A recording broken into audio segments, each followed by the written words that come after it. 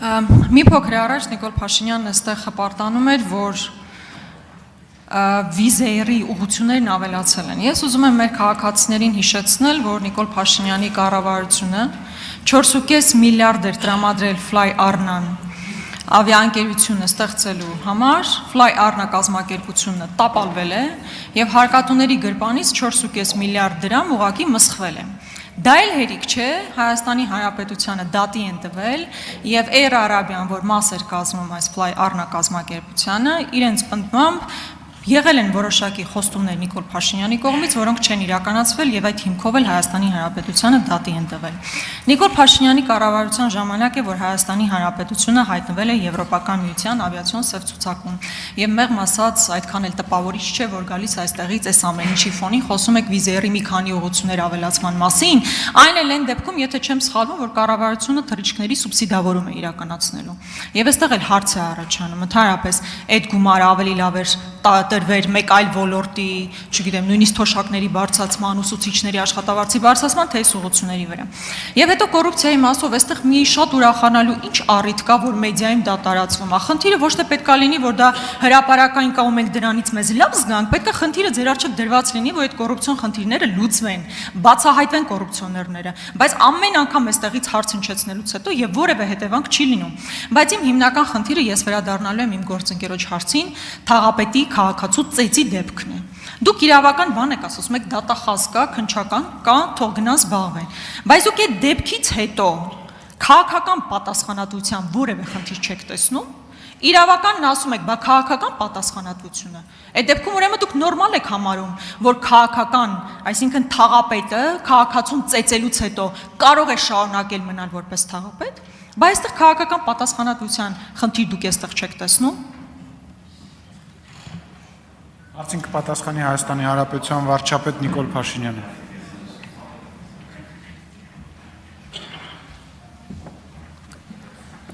Ես չեմ դադարի կրկնել հարգելի գործընկերներ, որ լավ կլինի, որ մենք բոլորս որևէ բանի մասին խոսելիս վստահ լինենք, որ հասկանում ենք, թե ինչի մասին ենք խոսում։ Մասնավորապես խոսելով վիզեր ավիաընկերության կատարած հայտարարության մասին, դուք ասում եք, որ լավ կլիներ այդ գումարները տալ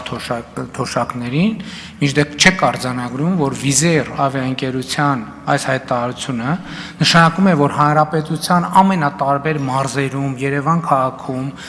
տուրիզմի ոլորտում կատարված միլիարդավոր դրամների ներդրումները արդարանում են, եւ վիզեր ընկերությունը տուրիստ բերող ընկերություն է Հայաստանի Հանրապետություն, որի գործունեության արդյունքում Հայաստանի Հանրապետության պետական բյուջեի եկամուտները աճելու են եւ որի արդյունքում մենք այդ թվում թոշակները մնացած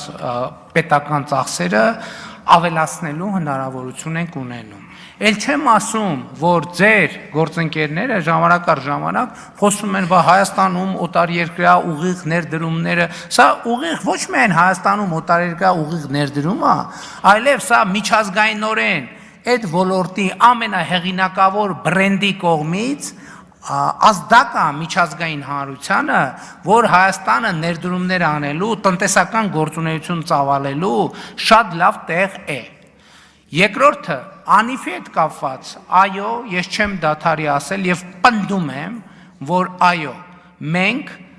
բոլոր հնարավոր եւ անհնար միջոցները ձեռնարկել ենք եւ ձեռնարկում ենք, որպեսզի Հայաստանի Հանրապետության քաղաքացիների համար ճամփորդելու այլ ընտրանքային եւ մատչելի եղանակներ ձևավորվեն։ Այդ առավոտի ծիրիկուն խոսում եք բանի մասին։ Առավոտի ծիրիկուն խոսում եք եւ մենք էլ ենք խոսում գների թանկացման մասին։ Եկեք գնանք նայենք Հայաստանում ավիատոմսերի գների դինամիկան վերջին 10 տարվա ընթացքում։ Բա այդ քաղաքացու գրպանի, չի։ Դուք ասում եք 4.2 միլիարդ դրամ տվել է Փաշինյանի կառավարությունը պետական բյուջեն կրկնապատկվել է եւ 4.2 միլիարդ դոլարի լրացուցիչ եկամուտ է բերել Հայաստանի Հանրապետությանը։ Ապօրինի բռնագանձված գույքերի եւ հարակից մեխանիզմների գործադրման 5 միլիարդ դոլարից ավելի գույք, որ այսօր պետք է մնար տարբեր կոռուպցիոներների գրպանում, այսօր ծառայում է Հայաստանի Հանրապետությանը։ Ինչ վերաբերվում է մնացածին, այդ նաեւ կոռուպցիայի դեմ պայքարը ո՞նց է։ Առաջին կոռուպցիայի դեմ պայքարի կարևորագույն կետերից մեկը կոռուպցիայի վերաբերյալ իրազեկումն է։ Կոռուպցիայի դեպքերի այդ բաները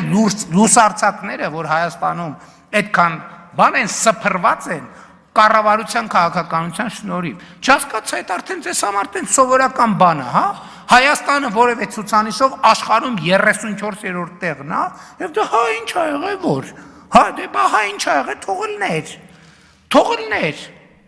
Ինչ վերաբերվում է նորքի դեպքին, ես հստակ քաղաքական գնահատական եմ տալիս, ասում եմ անընդունելի է ինձ համար։ Դրա շուրջ վարչական որոշումներ պետքա լինեն, թե չլինեն։ Ես նախընտրում եմ, որ նախ մենք Երևան համայնքում ունենք գործընկեր, եւ ես նախընտրում եմ, որ մենք այս հարցը աշխատանքային մակարդակով կոմունիկացնենք մեր սիրելի, մեր հարգելի գործընկերներին եւ մեր դիրքորոշումները արտահայտենք։ Ես հույս ունեմ եւ համոզված եմ, որ ընդ որում ես իմանալով նաեւ Հանրապետություն կուսակցության արժեհամակարգը, ես համոզված եմ, որ օրինակ եթե մեկը ասի, որ Հանրապետություն կուսակցությունը այս նույն ընկալումը չունի, ես կզարմանամ շատ խիստ եւ դրանից պետքա բխեն կոնկրետ հետևանքներ ամենայն հարգանքով բոլորի նկատմամբ։ Ընդ որում, գիտեք ինչ, բոլորս մարդիկ ենք եւ կարող ենք պահի տակ ինքնատիրապետում կորցնել եւ այլն, ես չեմ ուզում որևէ, բայց կա որոշակի կանոն, ի վերջո մենք մարդ լինելուն զուգահեռ քաղաքացի ենք, պաշտոնյա ենք եւ ի վերջո Հայաստանի Հանրապետությունը պետություն է եւ սրանից բխող բոլոր հետևանքներով։ Նախ անկեղծ ես միևնույն է չեմ հասկանում, թե այդտեղ հպարտանալու ինչ կա, որ մեդիաներում ամենօրյա ռեժիմով կոռուպցիոն նոր դեպքեր են արձանագրվում։ Հպարտանալու տեղ պետք է լիներ, երբ որ այդ կոռուպցիոն դեպքերը բացահայտվեին։ Ես չգիտեմ արդեն որ երրորդ անգամ պետք է ասեմ, մի մեղադրյալ քանի անգամ եմ ձեզ հարցրել, մի մեղադրյալ, եթե անիվի գործով չի ներգրավում այս գործի մեջ, հիմա դուք եկել ինչ եք ասում։ Ինչ կոռուպցիայի հետևից գնալ, ինչ բյուջե լցնել կոռուպցիոն այդ նախկին սխեմաների մասով եւ այլն։ Դուք այդ քաղաքական կամքը չունեք ձեր սեփական թիմին պատասխանատվության ենթարկելու։ Դա ուղիղ, պարզ ասեք։ Հետո այդ հպարտանալու բանը, որ այսքան միլիարդով բերել եք, մոռանում եք 7 միլիարդ Պարտք ենք կուտակել միայն ձեր կառավարության ժամանակ ու երբ որ մատը ստանեմ ցույց տամ կոնկրետ ինչի վրա է գնացել չկա անընդհատ նորոգվող վերանորոգվող նույն ճանապարհը տարին 5 անգամ վերանորոգվում եք դրանից ավել ոչ մի ստրատեգիական նշանակության բան չի կառուցվել բայց քաղաքապետի մասով նախ ձեր կոալիցիոն գործընկերը հստակ հայտարարություն է արել եւ այդ տվյալ դեպքը կապել է աշխարհակաղակական տարբեր կենտրոնների դավադրությունների հետ դա է իրենց մոտեցումը ասեք ուրեմն դա էլ նաեւ ձեր մոտեցումն է կրկնում եմ կա քաղաքական պատասխանատվություն, այդ որ գնում եք տարբեր տեղել կրթվելը նորաձև է, արշավ եք իրականացնում։ Բայց այնտեղ մեկը ձեզ չի հարցում, այդ կրթությանը զուգահեռ։ Բա օրը ցերեկով 10 հոգով մի մարդու ծեծում են։ Հետո բերմանա ենթարկում ծեծվողը եւ ոչ թե ծեծողը։ Հետո ծեծվողին եւ նրա գործընկեր Մեսրոպ Մանուկյանի նկատմամբ ավելի ծանր քրեական հոդված է դրվում, քան ծեծողի նկատմամբ։ Բայց այդ ամեն ինչը ձեզ մոտ դիսոնանս որևէ կերպ չի առաջացնում։ Հոմենակ բառեր ասելով չի։ Դատապարտում եք, դատապարտումը հստակ գործողություն պետք է ունենա, թե չպետք է ունենա։ Ուրեմն եթե դուք դահլիճում էիք, հստակ լսեցիք ես ինչ ասեցի։ Եթե դահլիճում էիք, հստակ լսեցիք ես ինչ ասացի։ Երկրորդը տարածքային կառավարման եւ ենթակառուցվածքների նախարարը հստակ արտահայտվեց։ Եվ դուք ուղիղ սուտ եք ասում, ասելով, որ մենք այն ճանապարհները, որոնք այդ վիճակում են, այդ ճանապարհները չեն ընդունվում, նրանց համար չի վճարվում։ Լավ։ Ավտոն ջարդվում է, դրա համար էլ կան մեխանիզմներ եւ հետևանքներ։ Եվ դա այո, նաեւ նրանից է, որ ես ասում եմ, որ ժողովուրդ ջան, հերիքա ասեք, որ մենք հազարամյակների շինարար ենք, մենք ճամփա սարքել չգիտենք, դպրոց սարքել չգիտենք, շենք սարքել չգիտենք։ Հիմա ինչի մասին եք խոսում, էտումից եք եկել ինչ եք բողոքում։ Այսինքն ճիշտ եք անում, մենք ենք բողոքում, դուք եք բողոքում։ Երկրորդը, ասում եմ, Երկրորդը հպարտանալ ինչ։ Խաչատրյան կարող եք չխոսել։ Մի րոպե կթողեք խոսան։ Հպարտանալու բան կա, որ երկրում 2018 թվականին տեղի ունեցած ժողովրդական ոչ բռնի թավշյա հեղափոխության արդյունքում Հայաստանը մամուլի ազատության համաշխարհային ինդեքսում 34-րդ տեղն է։ Այս մեկ, սա հպարտանալու բան է։ Երկրորդը, ասում եք բացահայտումը սկսվում է հրապարակայնությունից։ Երրորդը, բոլոր այն դեպքերում, երբ որ քրեական պատասխանատվության ենթակա մարդ կա, բոլոր այդ դեպքերում քրեական պատասխանատվության մարդը կենթարկվի։ Չորրորդը, Հայաստանի Հանրապետությունում մամուլը չի դատական իշխանությունը։ Հայաստանի Հանրապետությունում կա դատական իշխանություն, որ մամուլի հոդվածներով գնայինք, հիմա ձեզ կախաղաններ էինք անել եւ Հայաստանից արտաքսել էինք ընդհանրապես։ Այսինքն մամուլ, բայց ձեր մասին ինչ են գրում մամուլի հոդվածներ։ Դուք ընդհանրապես ինչ եք ասա, ձեր մասին գրում եք, որ դուք օտարերկրյա շպիոններ եք։ Ինչ գործ ունեք դուք ես դահլիճում ընդհանրապես նստած։ Մամուլի հրապարակումներով առաջնորդվեմ, սաղիթ պետք է տանեմ լսեմ ԱԾ-ի պատվալը, որ մամուլի ձերներ եք։ Առաջինը դու պետք է գնաս ու դու կգնաս։ Հերիքա մամուլի բան անես։ Մամուլը ձեր մասին ինչա գրում։ Ինչա գրում ձեր մասին մամուլը։ Գրում է որ օտարերկրյա գործակալ եք, 5-րդ տանիվ եք, ազդեցության գործակալ եք մամուլը։ Մամուլի գրածների նստեք տեղները ձեններդ կտրեք, ներվերս էլ չուտեք։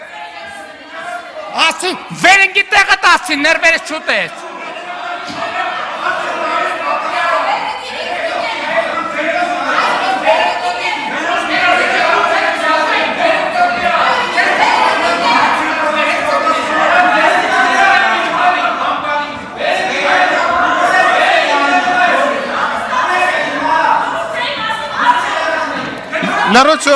Լրություն դալություն։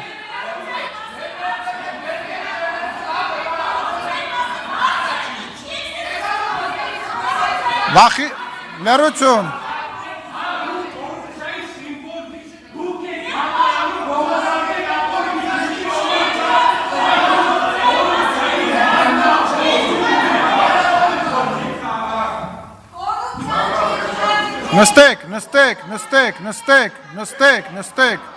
Նստեք, մամուլի հրապարակումների մասին բան ասեցին, դուք սկսեցիք ջղաձգվել, նստեք։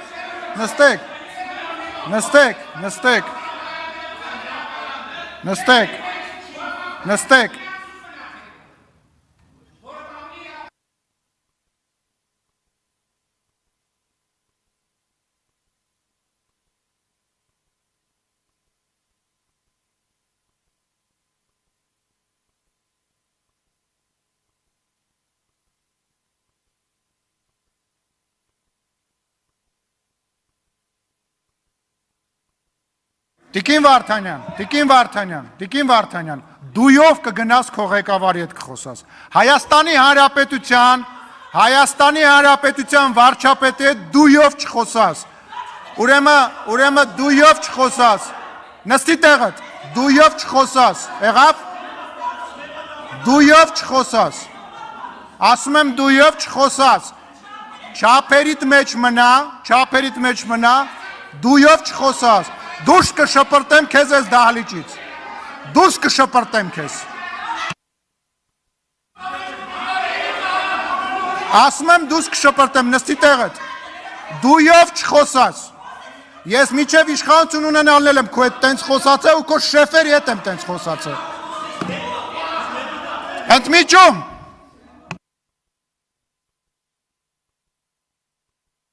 Անջատեք եթերը։